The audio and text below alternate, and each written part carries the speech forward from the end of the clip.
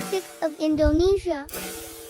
Politics is the set of activities that are associated with making decisions in groups or other forms of power relations among individuals, such as the distribution of resources or status. The branch of social science that studies politics and government is referred to as political science.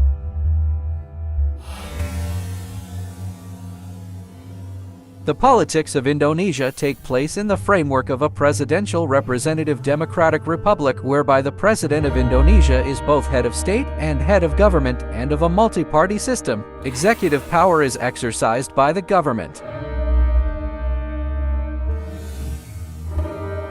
Legislative power is vested in both the government and the bicameral People's Consultative Assembly. The judiciary is independent of the executive and the legislature. The 1945 Constitution provided for a limited separation of executive, legislative, and judicial power. The governmental system has been described as presidential with parliamentary characteristics. Following the Indonesian riots of May 1998 and the resignation of President Suharto, several political reforms were set in motion via amendments to the Constitution of Indonesia, which resulted in change. To all branches of government. The Economist Intelligence Unit rated Indonesia a flawed democracy in 2022. Indonesia's political parties have been characterized as cartel parties with extensive power sharing among parties and limited accountability to voters. Currently, scholars are conflicted about the strength and durability of Indonesia's democracy. Indonesia scores well on certain characteristics of democracy, such as political rights, classifying it as a democracy in the minimalist interpretation of the word. However, the country lacks other aspects of democracy that are usually required for a regime to reach democratic consolidation, such as adequate civil rights protections. A minimalist view of democracy classifies political regimes purely in terms of their institutions and procedures rather than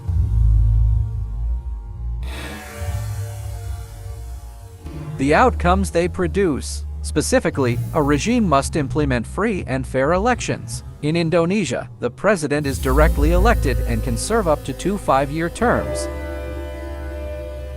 There are limited voting irregularities, and international election monitors consider the elections free and fair. Additionally, in 2019, the Constitutional Court rejected claims of widespread voter fraud.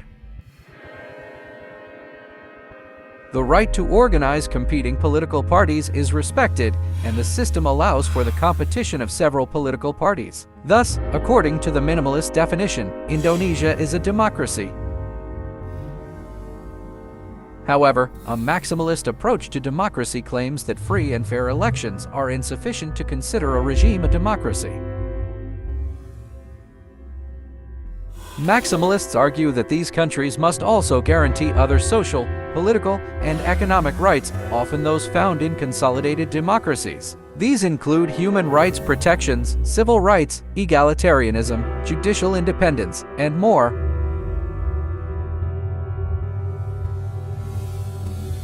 Individuals in Indonesia are generally not free to practice and express their religious faith. Atheists and those who practice one of the unrecognized faiths in Indonesia can be penalized and face discrimination. Additionally, the court system often has many instances of corruption, and there is no due process in civil and criminal matters. Thus, Indonesia fails to meet many of the civil requirements for a consolidated or maximalist democracy.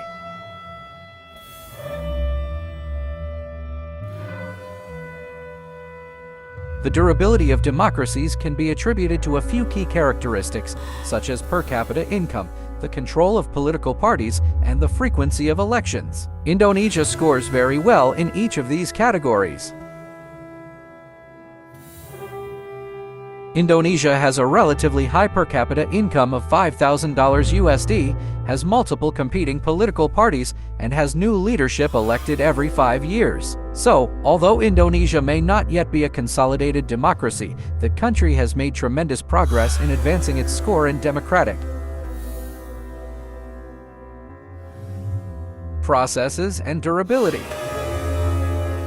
The old order 1950-1965 in Indonesia has long been understood to be a period of turmoil and crisis, characterized by rebellions and political unrest. The weakness of Indonesia's democracy and its gradual transition to authoritarianism during the old order can be attributed to conventional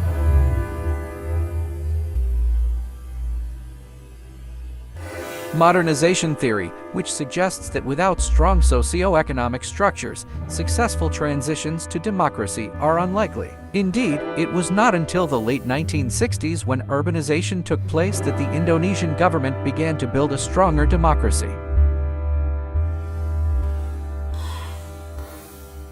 During the liberal democracy period 1950-1957, Indonesia aspired to renew its global status and achieve modernity as a newly independent country. In line with this vision, it sought to establish a democratic parliamentary system,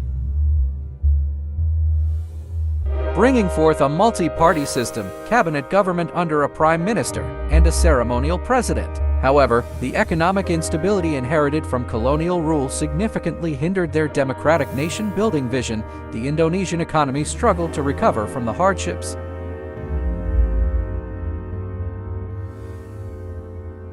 of colonial occupation, with economic growth being stagnant and inflation reaching over 600% between the 1950s-1960s. Indonesia's economy heavily relied on the agricultural sector, but without diversification and industrialization, the government became vulnerable to polarization and instability. Moreover, Indonesia's abundance of natural resources, such as coffee, rubber, and cocoa, made it susceptible to the political resource curse. Indonesia's resource wealth led to corruption, inequality, and political instability, hindering economic and social progress. The concentration of wealth and power in the hands of a few elites with a monopoly over these resources worsened the country's economic and political problems. This ultimately led to rising political tensions and the government's loss of control. Guided democracy, which was in place from 1957 to 1966, aimed to bring about political stability, modernization, and development under the leadership of President Suharto. Initially, Suharto sought to build political institutions to bolster representation and resolve conflicts of regionalism, social class, and religion that plagued the parliament during the liberal democracy era. However, power became increasingly centralized to the executive branch in the latter half of guided democracy, with Suharto assuming a dictator-like role in the government.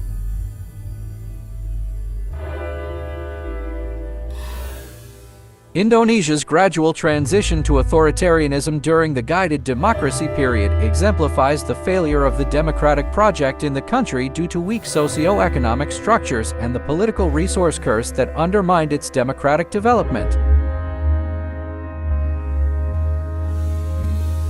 Transition to the new order. The transition to the new order in the mid-1960s ousted Suharto after 22 years in the position. One of the most tumultuous periods in the country's modern history, it was the commencement of Suharto's three-decade presidency.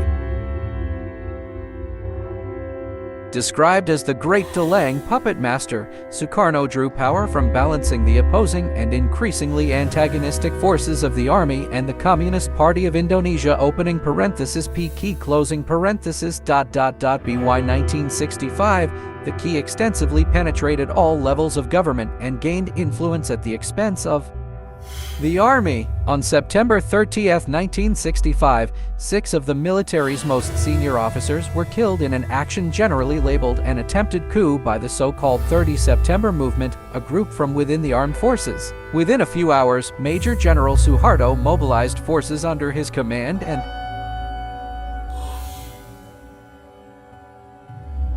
took control of Jakarta. Anti-communists, initially following the army's lead, went on a violent purge of communists throughout the country, killing an estimated 500,000 people and destroying the key, which was officially blamed for the crisis.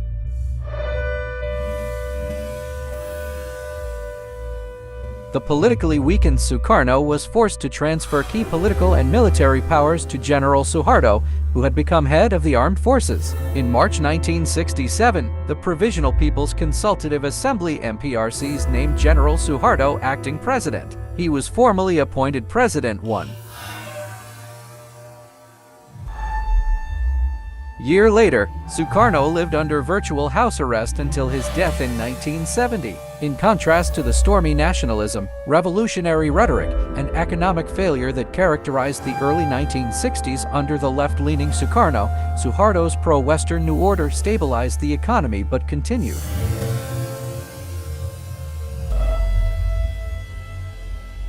The official state philosophy of Pancasila. Sukarno, Indonesia's first national figure and president, dissolved the elected assembly, introduced a concept known as guided democracy, and reinstated the 1945 constitution in 1959. The period of guided democracy was marked by the creation of a plethora of ministries.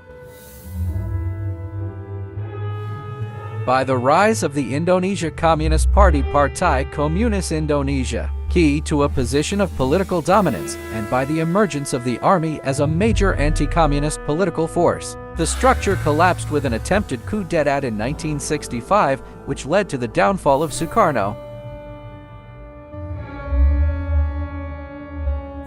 Under Suharto, Sukarno's successor, Indonesia entered a new political era, officially called the New Order. The New Order, Indonesian, Orde Baru, is the term coined by President Suharto to characterize his regime as he came to power in 1966. He used this term to contrast his rule with that of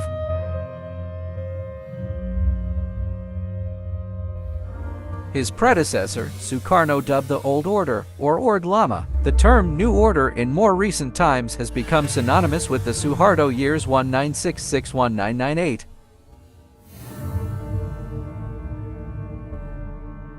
Immediately following the attempted coup in 1965, the political situation was uncertain, but the New Order found much popular support from groups wanting a separation from Indonesia's problems since its independence. The generation of 66 Angkatan 66 epitomized talk of a new group of young leaders and new intellectual thought. Following communal and political conflicts and economic collapse and social breakdown of the late 1950s through to the mid-1960s, the New Order was committed to achieving and maintaining political order, economic development, and the removal of mass participation in the political process. The features of the New Order established from the late 1960s were thus a strong political role for the military, the bureaucratization and corporatization of political and societal organizations, and selective but effective repression of opponents. Strident anti-communism remained a hallmark of the regime for its subsequent 32 years. Within a few years, however, many of its original allies had become indifferent or averse to the New Order, which comprised a military faction supported by a narrow civilian group. Among much of the pro-democracy movement which forced Suharto to resign in 1998 and then gain power, the term New Order has come to be used pejoratively. It is frequently employed to describe figures who were either tied to the New Order or who upheld the practices of his authoritarian regime, such as corruption, collusion, and nepotism, widely known by the acronym KN, Korupsi, Kolusi, Nepotism. Reform era. The post-Suharto era began with the fall of Suharto in 1998, during which Indonesia has been in a period of transition, an era known as Reformasi reform. This period has seen a more open and liberal political social environment.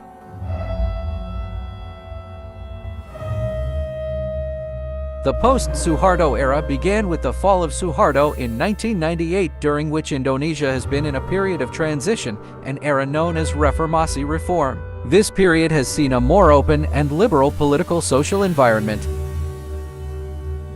Indonesia's transition to democracy was a key part of the broader reform era. Democratic transitions tend to be grouped into two categories: bottom-up transitions where people rise up and overthrow an existing regime, and top-down transitions where an authoritarian ruler introduces liberalizing reforms leading to democratic transition. Indonesia experienced a transition toward democratic rule that involved both bottom-up and top-down forces after the fall of the authoritarian regime in 1998, thus altering the political structure of the country.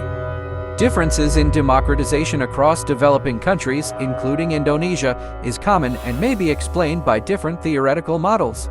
While Indonesia has been considered a democracy since the fall of the authoritarian regime in 1998, democratic consolidation has not completely been achieved. Among these were term limits of up to 2 5-year terms for the president and vice president and measures to institute checks and balances. The highest state institution is the People's Consultative Assembly Indonesian, Majelis Permusyawaratan Rakyat (MPR), whose functions previously included electing the president and vice president. Since 2004, the president has been elected directly by the people, establishing broad guidelines of state policy and amending the constitution. The 695-member MPR includes all 550 members of the People's Representative Council Indonesian, Dewan Perwakilan Rakyat (DPR) plus 130 members of Regional Representative Council Indonesian, Dewan Perwakilan Daerah (DPD) elected by the 26 provincial parliaments and 65 appointed members from societal groups. The DPR, which is the premier legislative institution, originally included 462 members elected through a mixed proportional or district representational system and 38 appointed members of the Indonesian Armed Forces (TNI) and Police Polri. NI or Polri representation in the DPR and MPR ended in 2004. Societal group representation in the MPR was eliminated in 2004 through further constitutional change. Having served as rubber stamp bodies in the past, the DPR and MPR have gained considerable power and are increasingly assertive in oversight of the executive branch. Under constitutional changes in 2004, the MPR became a bicameral legislature, with the creation of the DPD, in which each province is represented by 4 members, although its legislative powers are more limited than those of the DPR. Through his or her appointed cabinet, the president retains the authority to conduct the administration of the government. A general election in June 1999 produced the first freely elected national, provincial, and regional parliaments in over 40 years. In October 1999, the MPR elected a compromise candidate, Abdurrahman Wahid, as the country's 4th president, and Megawati Soekarno Putri, a daughter of Sukarno, as the vice president. Megawati's DDP party had won the largest share of the vote, 34, in the general election, while Golkar, the dominant party during the new order, came in second, 22. Several other, mostly Islamic parties won shares large enough to be seated in the DPR. Other nationwide democratic elections took place in 2004, 2009, 2014, and 2019. In Indonesia, while free and fair elections have been held and a constitution guaranteeing certain rights and freedoms exists, corruption and involvement of money in politics persists. Corruption in regional government is often revenue-related, involving bribery and theft of public goods for personal gain, and identifies political corruption, such as fraudulent behavior and deviant lobbying techniques, as the type committed by government officials. Additionally, one of the primary reasons Indonesia may not be considered a consolidated democracy is due to their lack of civilian control over the military.